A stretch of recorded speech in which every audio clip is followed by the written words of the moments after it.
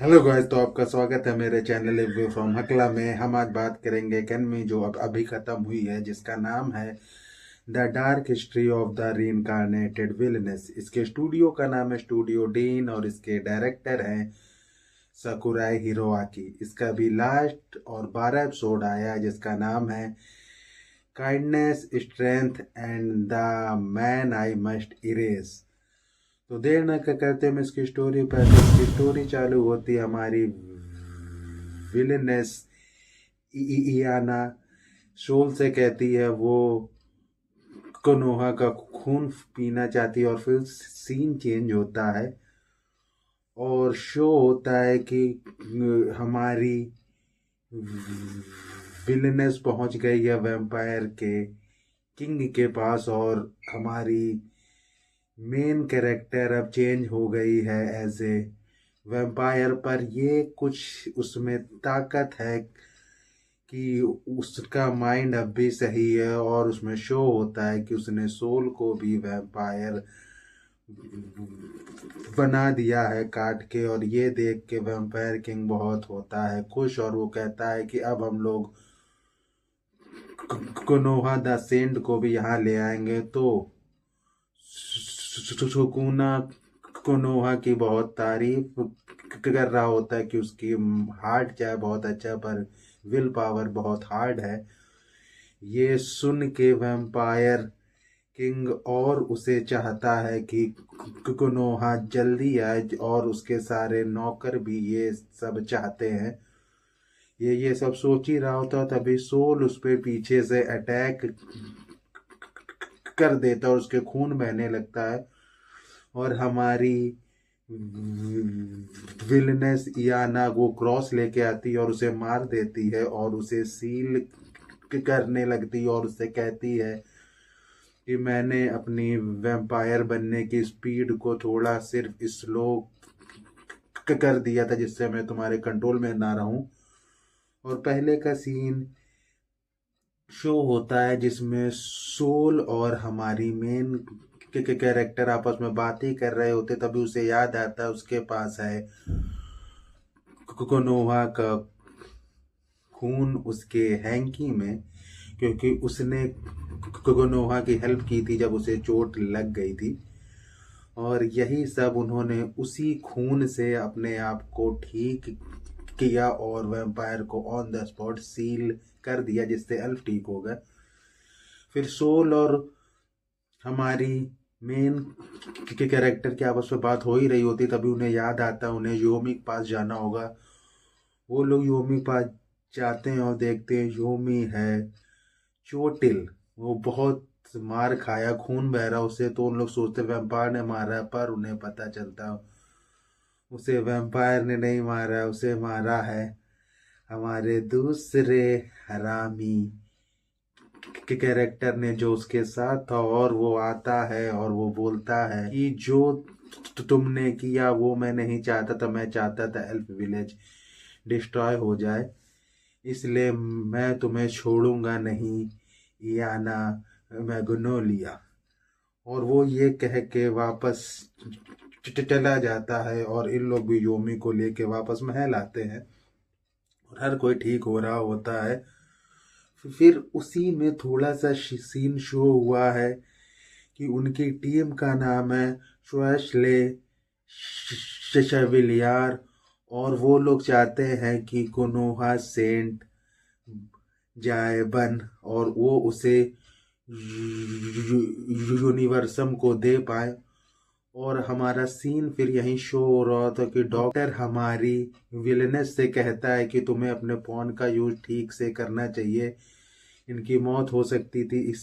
इस बात को सुनकर हमारी मेन कैरेक्टर डॉक्टर से माफी मांगती, जिसे देख के सब शॉक होते हैं।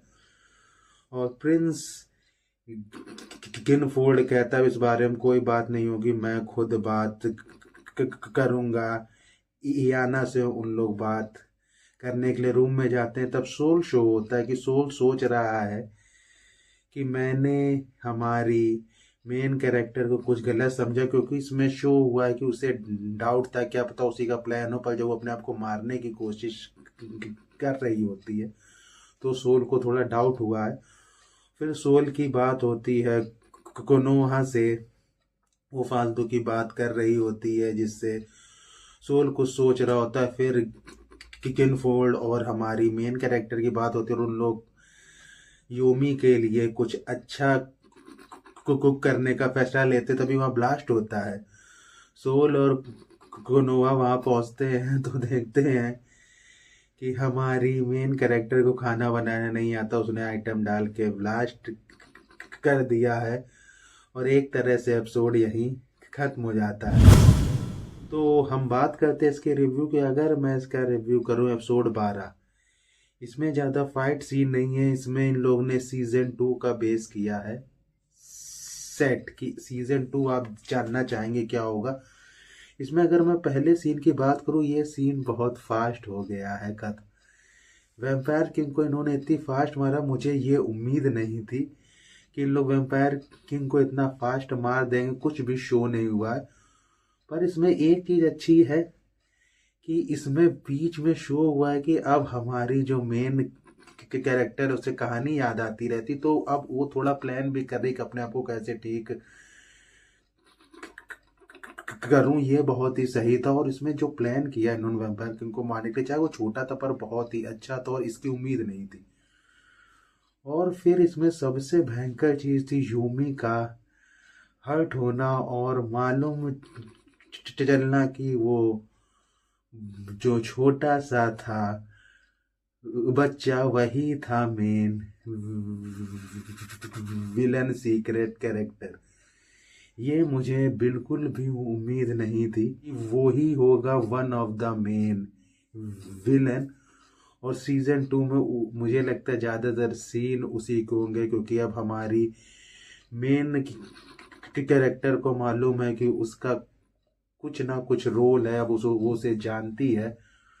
तो ये सीजन 2 देखने लायक होगा। और इसमें जब हमारी मेन कैरेक्टर जब अपने पास्ट के बारे में सोचती है कि उसने कैसे ये सब लिखा, वो बहुत ही कॉमिक वे में शो होता है। ये इसकी सबसे बेस्ट चीज़ है। इसमें सीरियस सीन होने के बावजूद जो बीच बीच में इन लोग कॉमेडी डालते हैं वो बहुत ही अच्छी है।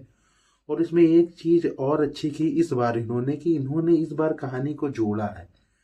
पहले ऐसे फील होता था ये कहानी आती है हर 2 एपिसोड की और कहानी खत्म हो जाती, फिर एक दूसरी कहानी चालू होती, तो दोनों कहानियों का कोई संबंध नहीं होता। पर इस बार ऐसा फील हुआ कि कोई ना कुछ इन लोग संबंध जोड़ते हुए लाए हैं।